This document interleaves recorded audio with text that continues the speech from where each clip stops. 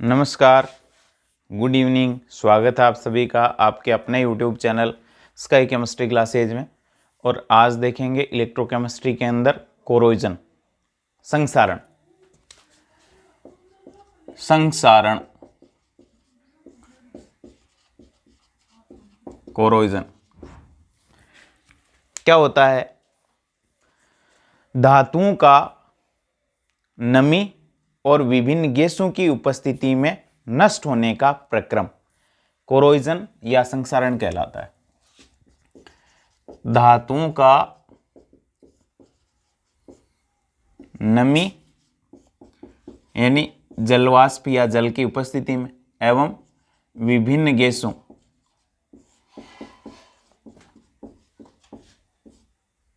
जैसे SO2, CO2, O2 आदि, धातुओं का नमी और विभिन्न गैसों की उपस्थिति में नष्ट होना या नष्ट होने का प्रक्रम क्या कहलाता है? संक्षारण कहलाता है। संक्षारण कहलाता है।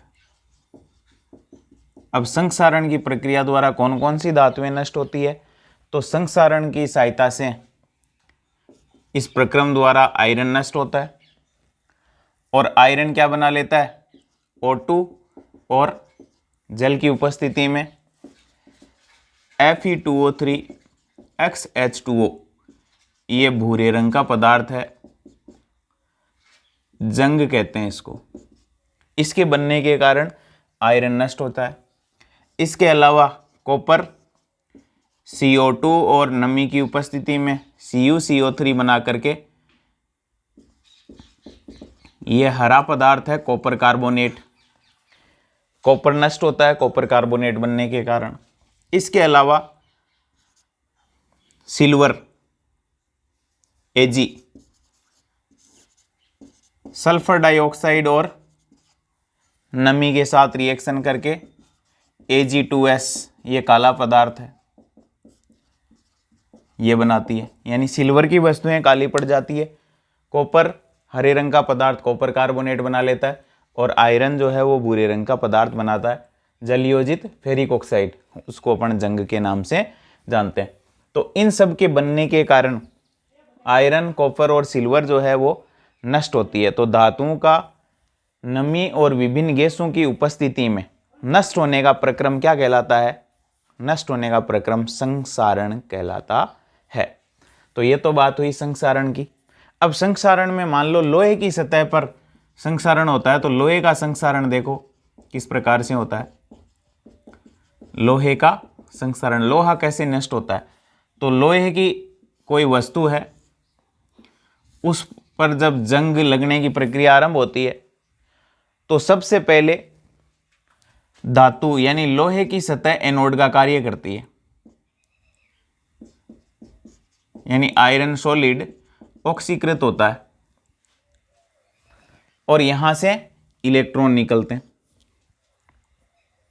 ये निकलने वाले इलेक्ट्रॉन, ये सतह है एनोड का कार्य करती है। यहां मान लीजिए जंग लगना प्रारंभ होता है लोहे की सतह पर, यहां निकलने वाले इलेक्ट्रॉन जो है वो धातु के माध्यम से गमन करके दूसरे सिरे पर पहुंचते हैं और नमी H+ आयनों के साथ मिलकर के और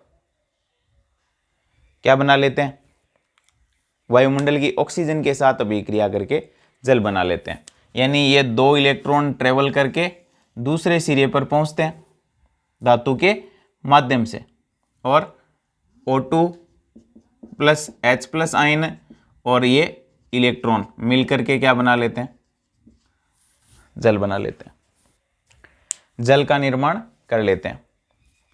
अब ये जल और Fe+2 आयन वायुमंडल की जो ऑक्सीजन है उसके साथ मिलकर के, कौन कौन? Fe+2 आयन, जल के अणु और वायुमंडल की ऑक्सीजन, ये सब मिलते हैं। यानी O2 मिलती है, जल बन गया, वो मिलता है, Fe+2 आयन मिलते हैं, 2 Fe+2 आयन, और क्या बना लेते हैं? Fe2O3, फेरिक ऑक्साइड बन जाता है और साथ में मिलते हैं अपने को 4H+ आयन। ये फेरिक आयन जो है Fe2O3 वो जल के अणुओं से मिलकर के क्या बना लेते हैं, फिर Fe2O3 X जल के अणुओं से मिलकर के जलयोजित फेरिक ऑक्साइड का निर्माण कर लेते हैं और जलयोजित फेरिक ऑक्साइड ही क्या कहलाता है, जंग कहलाता है। तो लोहे के संक्षारण में धातु की सतह एनोड का कार्य करती है। एनोड पर कौन सी रिएक्शन होती है, आयरन ठोस अवस्था में है, इलेक्ट्रॉन त्यागता है और Fe+2 में कन्वर्ट हो जाता है। यदि 2 Fe ले लूं तो 2Fe+2 प्लस 4 इलेक्ट्रॉन हो जाएंगे। कैथोड पर क्या होता है, कैथोड पर रिडक्शन होता है और रिडक्शन में क्या होता है, ऑक्सीजन H+ आयनों की उपस्थिति में वो 4 इलेक्ट्रॉन ग्रहण करती है और क्या बना लेती है, 2 जल के अणुओं का निर्माण कर लेती है। तो एनोड पर ऑक्सीकरण, कैथोड पर अपचयन, जल के अणु बन जाते हैं। अब वायुमंडल की ऑक्सीजन की उपस्थिति में ये Fe+2 आयन, ये जल के अणु मिलकर के क्या बनाते हैं, इसकी ओवरऑल रिएक्शन तो क्या हो जाएगी, 2Fe+O2 प्लस 4H+ रिएक्शन करके 2Fe+2 प्लस 2H2। ये तो ओवरऑल रिएक्शन हो गई, समग्र अभिक्रिया। अब ये जो Fe+2 और 2H2O जल के अणु भी बन गए, Fe+2 आयन भी बन गया, ये क्या करते हैं, वायुमंडलीय ऑक्सीजन द्वारा Fe+2 आयन जो है Fe+3 में ऑक्सीकृत हो जाते हैं, यानी फेरस आयन जो है वो फेरिक आयनों में बदल जाते हैं। तो वायुमंडलीय ऑक्सीकरण जब होता है लोहे का, वायुमंडलीय ऑक्सीकरण, तो उस परिस्थिति में ये Fe+2 आयन है, कितने, 2Fe+2, फिर जल के अणु है 2H2O और वायुमंडल की क्या मिलती है, ऑक्सीजन मिलती है। तो टोटल ऑक्सीजन 2 तो ये रही और हाफ O2 1 ऑक्सीजन ये रही और 2 Fe क्या बना लेते हैं, Fe2O3 बना लेते हैं और साथ में ये 4H+ अपने को मिल जाते हैं। ये Fe2O3 जल अणुओं के साथ मिलकर के Fe2O3 XH2 यानी जलयोजित फेरिक ऑक्साइड का निर्माण कर लेता है, जिसको अपन जंग के नाम से जानते हैं। ये लोहे का वायुमंडलीय ऑक्सीकरण इंपॉर्टेंट है ये।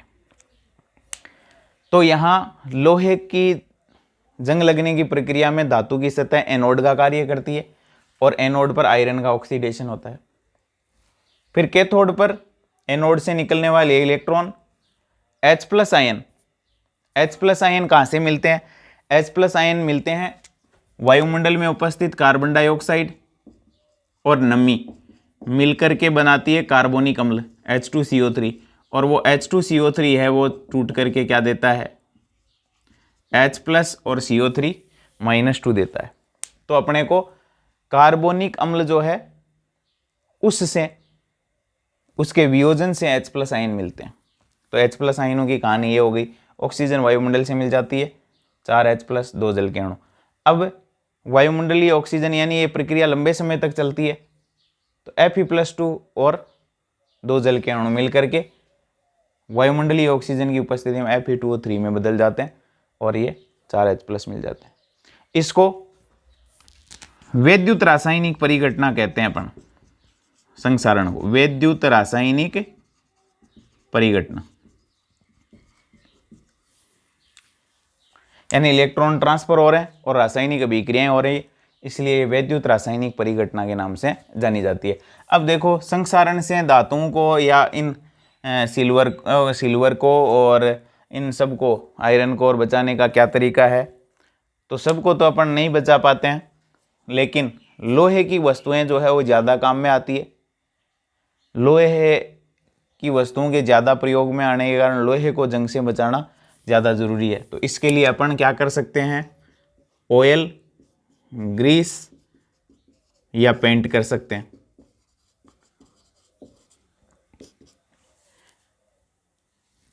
इसके अलावा बिसफिनोल जैसे पदार्थों का लेपन कर सकते हैं। बिसफिनोल जैसे पदार्थों का लेपन कर सकते हैं। इसके अलावा टिन और जिंक की परत चढ़ा सकते हैं। जिंक की परत चढ़ाने की प्रक्रम को कहते हैं यशद लेपन। इसके अलावा उत्सर्ग इलेक्ट्रोड के रूप में कुछ धातुओं का इस्तेमाल कर सकते हैं। उत्सर्ग इलेक्ट्रोड लगाकर संक्षारण से लोहे को बचाया जा सकता है। और उत्सर्ग इलेक्ट्रोड में क्या होता है, ये इलेक्ट्रोड जो है जिन धातुओं के लगते हैं वो स्वयं ऑक्सीकृत होते हैं और लोहे को ऑक्सीकृत होने से बचाते हैं। इसके अंदर कौन कौन काम में आता है, टिन काम में आता है, जिंक काम में आता है, मैग्नीशियम काम में आता है। इन धातुओं के जब इलेक्ट्रोड अपन लगा देते हैं तो ये स्वयं ऑक्सीकृत होते हैं, लोहे को ऑक्सीकृत होने से रोकते हैं, इसलिए ये उत्सर्ग इलेक्ट्रोड है, सेक्रीफाइसर इलेक्ट्रोड है जो स्वयं नष्ट होकर के दूसरे की रक्षा करते हैं, इसलिए इनको उत्सर्ग इलेक्ट्रोड कहते हैं। और ये लोहे से ज़्यादा क्रियाशील है, उन धातुओं को उत्सर्ग इलेक्ट्रोड के रूप में काम में लिया जा सकता है। तो ये है लोहे का पूरा संक्षारण और लोहे का वायुमंडलीय ऑक्सीकरण इंपॉर्टेंट है।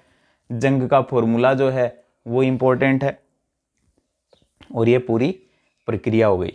यहाँ लोहे की जो सतह है, धातु है, वो एनोड का काम करती है और फिर इसी से निकलने वाले इलेक्ट्रॉन दूसरी सतह पर जाकर के ऑक्सीजन के साथ मिलकर के H+ आयनों की उपस्थिति में जल बनाते हैं और जल और वो ऑक्सीकृत फेरस आयन मिलकर के फिर फेरिक ऑक्साइड बना लेते हैं और फेरिक ऑक्साइड नमी की उपस्थिति में जलयोजित फेरिक ऑक्साइड बनाता है और भूरे रंग के पदार्थ के रूप में दिखाई देता है और यही क्या कहलाता है, जंग कहलाता है। तो यह पूरी संक्षारण और उसकी प्रक्रिया